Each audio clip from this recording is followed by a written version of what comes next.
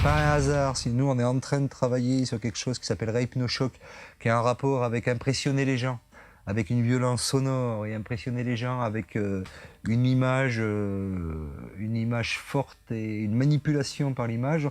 On sent que le travail qu'on avait initié avant la guerre du Golfe ressemble très fort à ce que font les médias et à ce que font les politiques à ce moment-là. Quelque chose qui est devenu une aventure collective, une aventure entre copains, amis, qui avaient une vision de la vie, des choses, de l'art, de la musique, du style de vie commune, à finalement une démarche pluridisciplinaire, artistique. Je ne savais pas trop où en aller, mais c'était une émulation plutôt intéressante. Il y avait beaucoup de volonté, beaucoup d'énergie, beaucoup d'idées.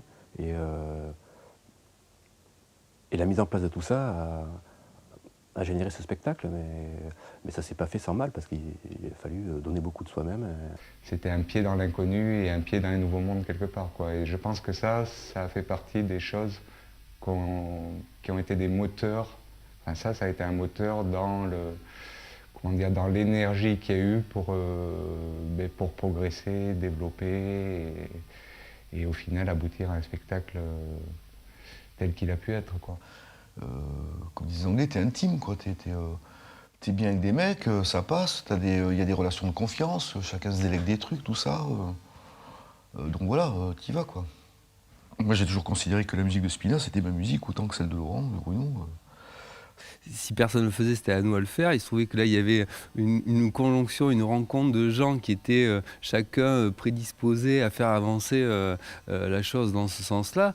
Donc effectivement, ça a joué un rôle d'accumulateur et voilà, pour que ce spectacle puisse exister, prenne vie, se développe et puis ait de l'impact.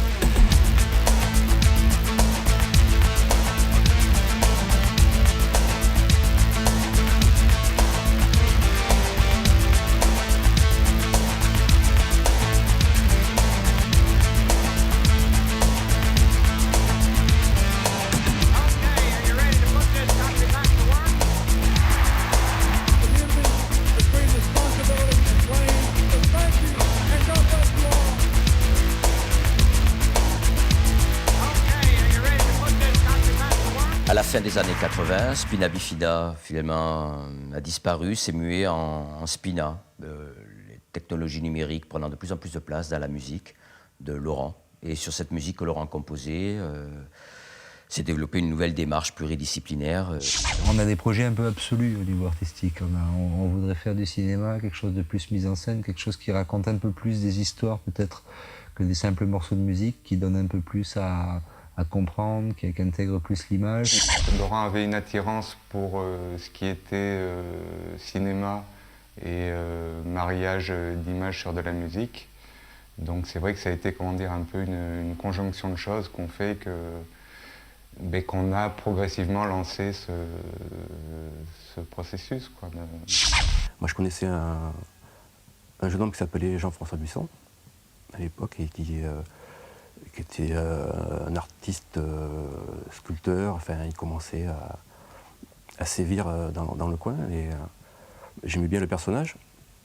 Alors je lui ai proposé de venir essayer pour faire des batteries. Je trouve que moi, j'étais pas musicien, même si j'étais passionné de musique. Bon, j'étais pas musicien, donc c'était quand même une gageure assez forte.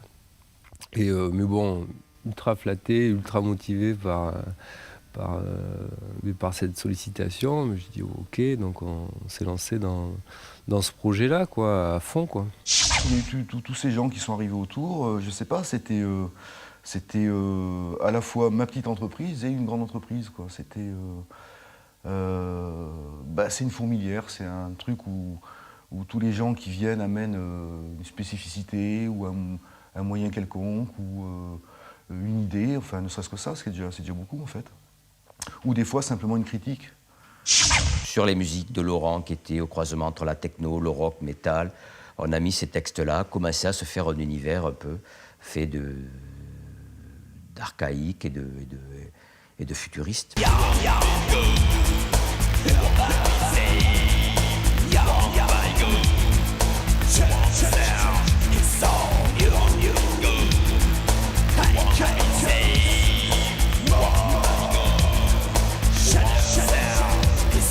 Peu à peu s'est fait un spectacle d'images que l'on testait en grandeur nature dans la campagne girondine ou dans des grands hangars que l'on squattait au milieu des cuves. On mettait des draps, on envoyait les mecs au milieu, on foutait des projections de Vincent sur les mecs et sur les draps. Et, la première fois, on n'avait absolument aucune idée si ça pouvait marcher avec un montage de projecteurs vidéo qu'avait amené Franck, avec les projections qu'avait conçu Vincent, numérique, animé aussi, parce qu'à l'époque, se faisait déjà des premières projections, mais là, il y avait une innovation, c'est qu'un, elles étaient animées, et deux, elles étaient sur les bonhommes sur scène, et non pas derrière, c'était pas de la rétroprojection, c'était sur les mecs sur scène, et on n'avait aucune idée de ce que ça pouvait donner. Et puis finalement, il s'avérait que c'était un truc assez bluffant. Ça faisait des sortes de résis de lézards sur les musiciens, c'est-à-dire qu'on a fait complètement intégrer les musiciens réels au virtuel, à un espace virtuel.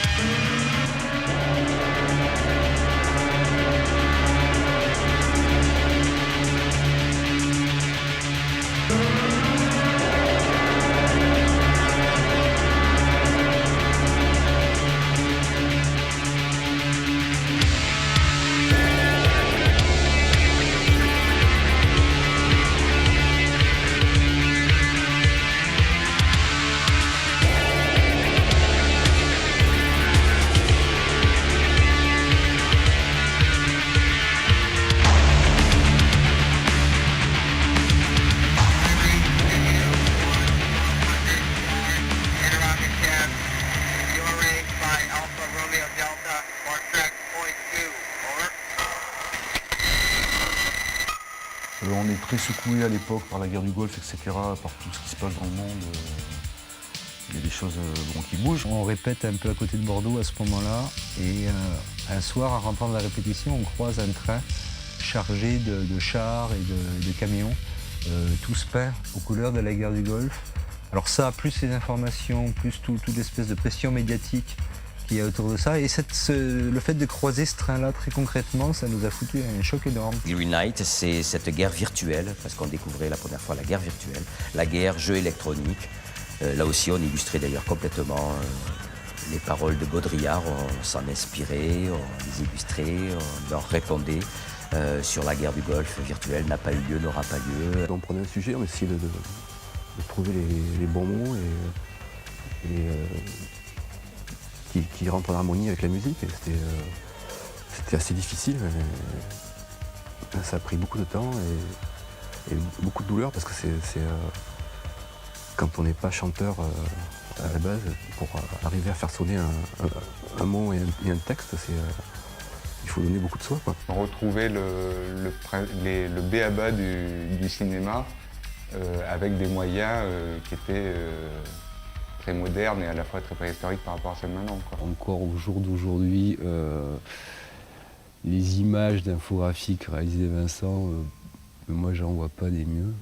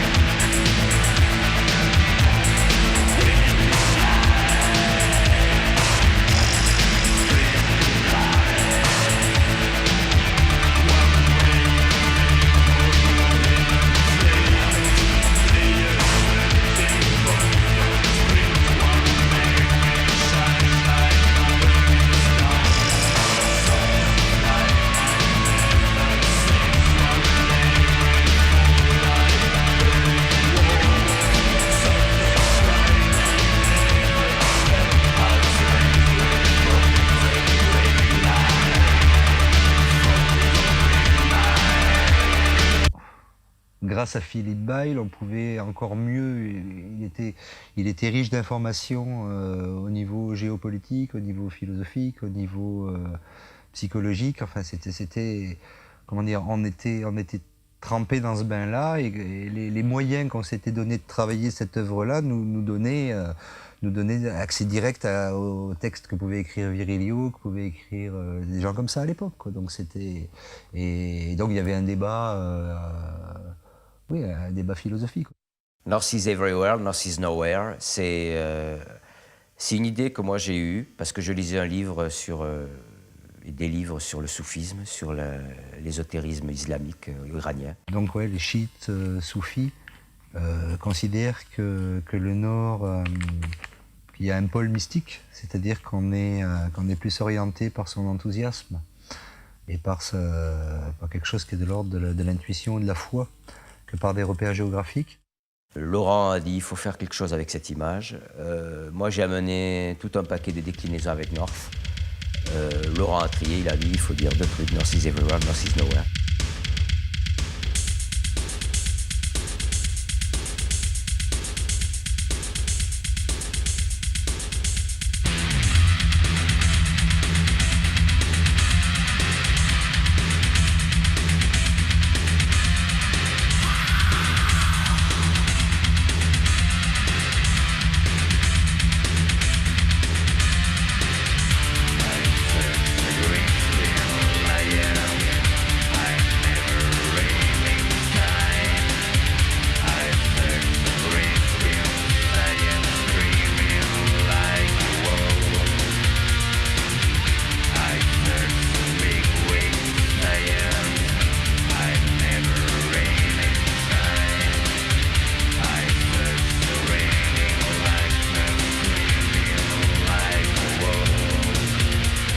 Et finalement, je pense qu'un des sujets de réflexion de ce morceau, c'était de dire qu'on pouvait trouver des repères n'importe où, et à la fois que c'était très facile de ne plus en avoir du tout, quoi. North is everywhere, North is nowhere. C'est-à-dire que tout est relatif. Mon jeu était principalement visuel, j'étais plus là pour représenter le rythme que le faire.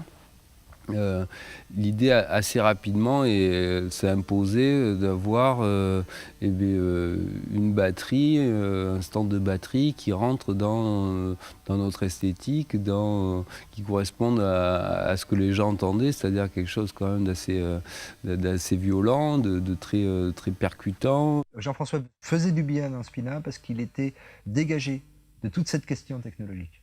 Lui travaillait sur ses meubles, il travaillait sur quelque chose de très concret, de pas du tout virtuel.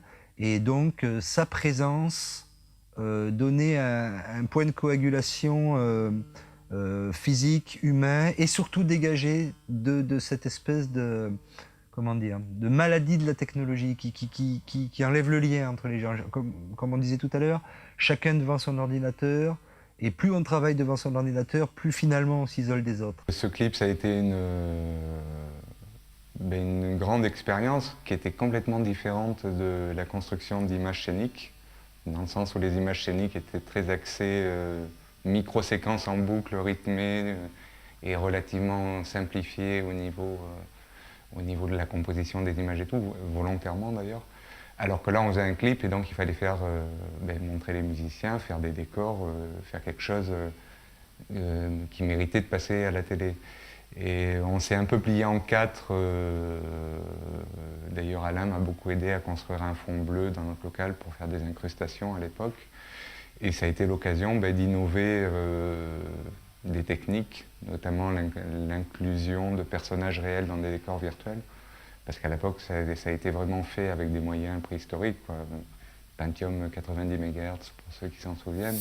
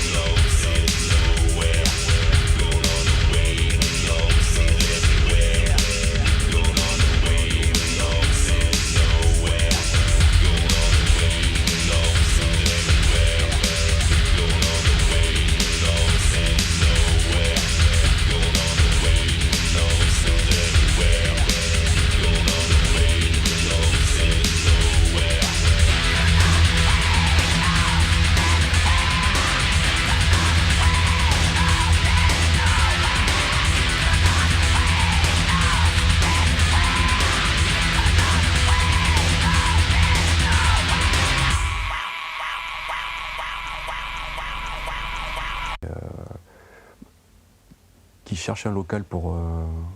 parce que plus ça va, plus ses sculptures augmentent en volume, donc il a besoin de place. Et donc je crois qu'il va à la base, il commence à squatter ce côté de la base qui est donc interdit au public, et il s'installe tout simplement. C'était un lieu abandonné, dans lequel il ne se passait rien. Donc moi je m'étais toujours dit, le jour où il peut y faire quelque chose, il faudra le faire. Là c'était trop bien, ça correspondait trop à, tu vois, à ce qu'on avait envie de faire. Il fait un escalier pour accéder à l'étage qui va devenir notre local.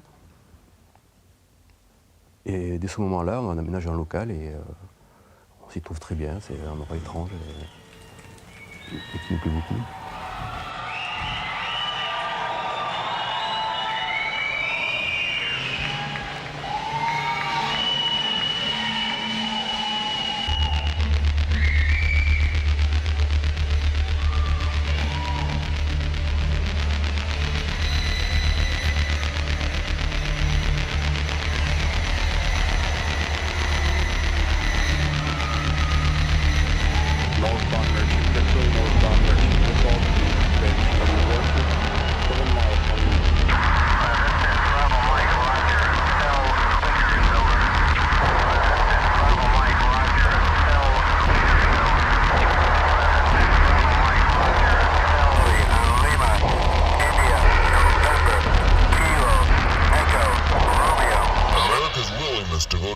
C'est un endroit très humide, très froid, où on se gèle tous les hivers,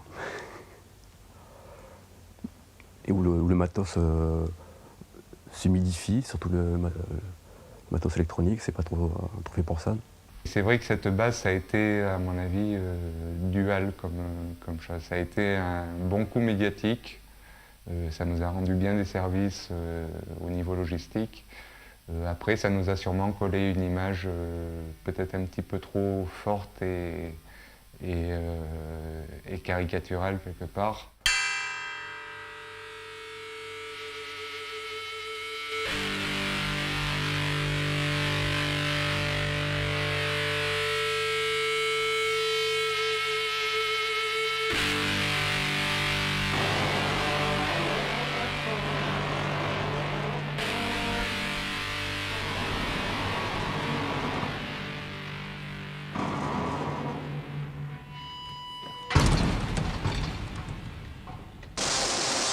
Le vrai paradoxe de Spina, c'est quelle différence il peut y avoir entre des gens qui doivent regarder quelque chose et des gens qui doivent entendre quelque chose. C'est-à-dire que par rapport même au mouvement du public, quand les gens sont fixés par une image, ils étaient à la fois excités et paralysés, je pense, dans cette expérience-là.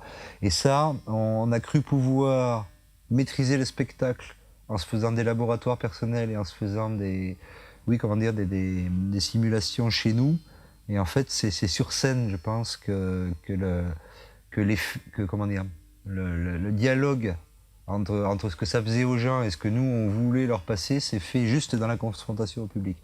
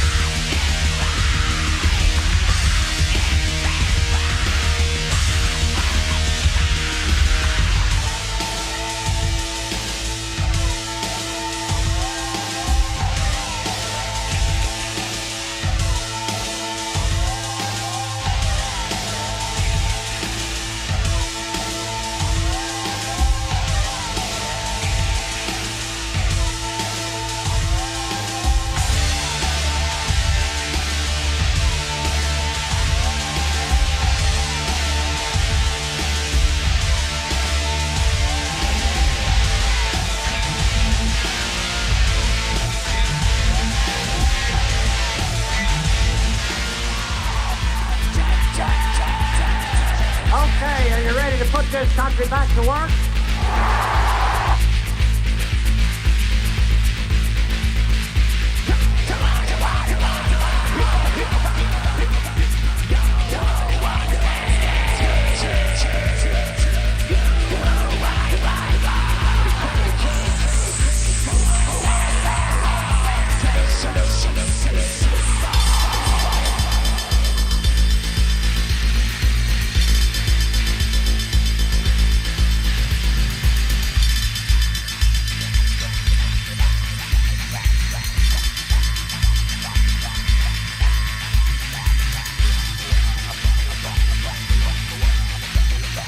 Okay, are you ready to put this country back to work?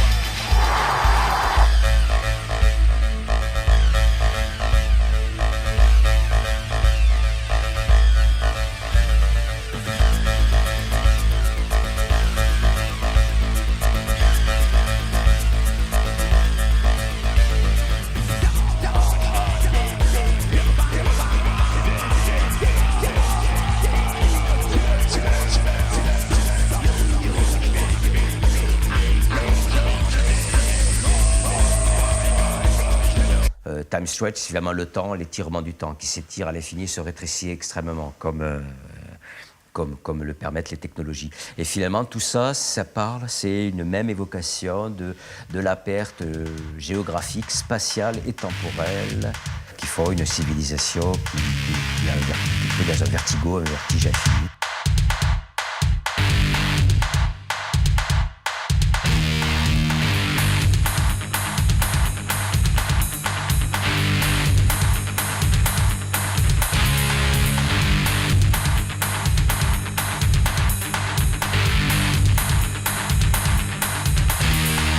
Même les morceaux où je jouais pas, comme Time Stretch, bon voilà quoi. J'étais présent à l'image, voilà, j'étais toujours présent. On était de fait un peu comme Kraftwerk sur un mode plus musical, mais on était de fait des espèces de créatures, on se posait et on était de par notre expérience des créatures un peu hybrides entre l'être fait de chair et de sang qui chante avec son cœur sur une scène et l'espèce de robot cybernétique qui est dans un univers complètement machinesque.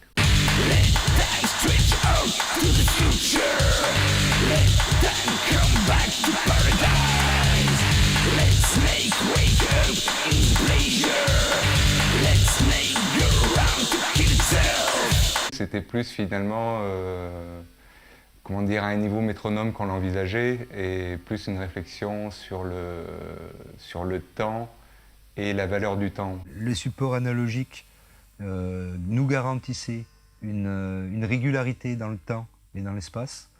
Et la technologie nous permet de casser ces limites, mais nous donne un grand vertige, une grande confusion dans ces choses-là. C'est certain que Spina a expérimenté ces choses-là assez tôt.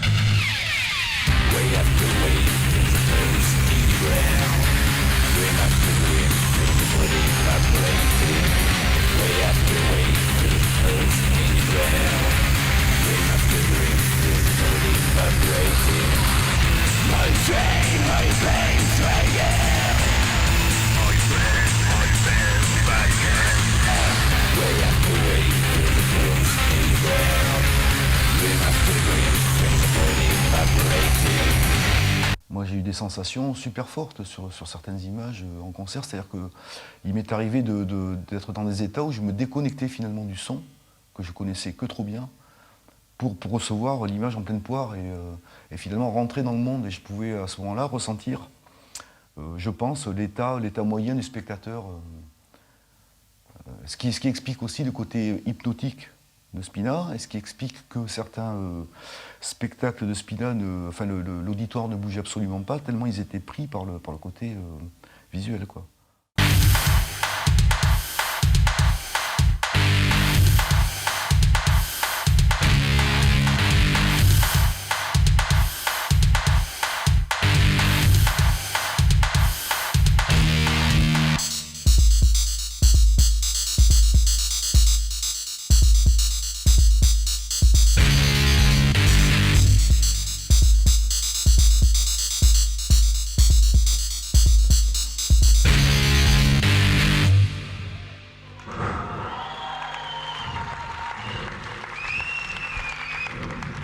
Merci.